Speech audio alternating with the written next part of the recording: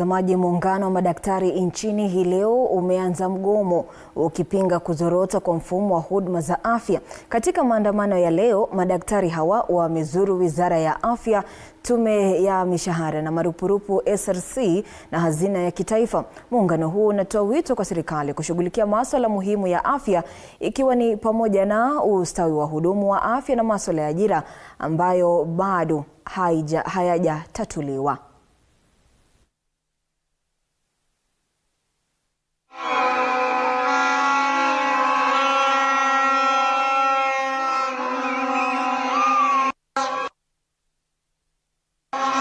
Or in the plan that they can reduce the wages that were negotiated. As a union, we were here last year in a series of demonstrations, and we were dramatizing and expressing to the government that the collective bargaining agreement that was signed in 2017 to 2021 is sacrosanct.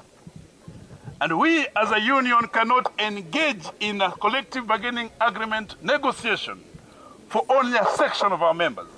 We cannot sit down to negotiate for interns when consultants are not being negotiated for. We cannot sit down to negotiate for pharmacists when the interns are out.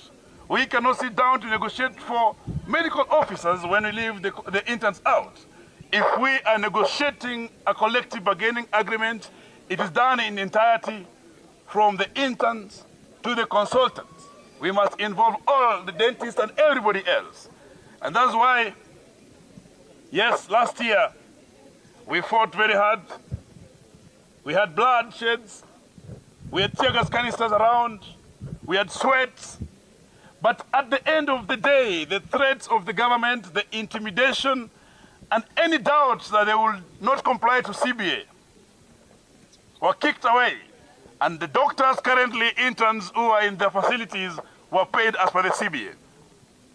We have noticed a new trend where the new cohort that is you appear to be less aggressive or maybe less ready to be on the street.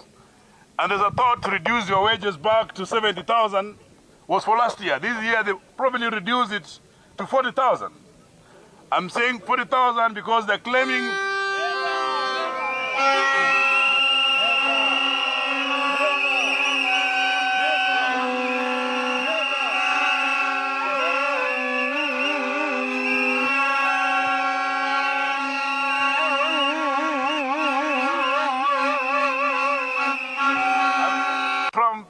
has reduced the PEP for funding, and therefore the only person to be sacrificed is the intern. They have said this and they'll say it. So I want to say that if last year's interns were able to demonstrate, to be on strike and reject any useless letters, you must do it 10 times more.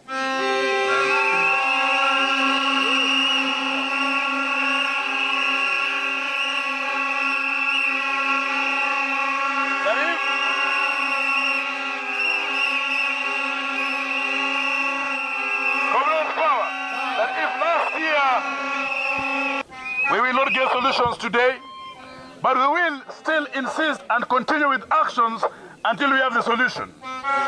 Yesterday we were invited to an engagement in Karen at the Deputy President's residence. And we sat there and engaged with them. And they say they'll post interns in July. We told them that in posting of interns, it cannot go one way and say July. You must tell us, is there compliance with the collective bargaining agreement? Or are we going to be surprised with 40,000 or 20,000? And we explained clearly that we will negotiate and engage in the boardrooms. We will do the same in the newsrooms like here now.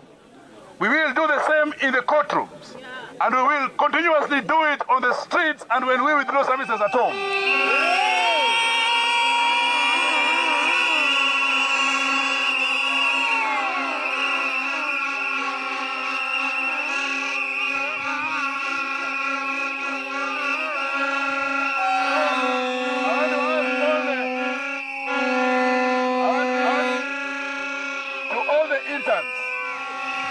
The time to stand up for the profession is now.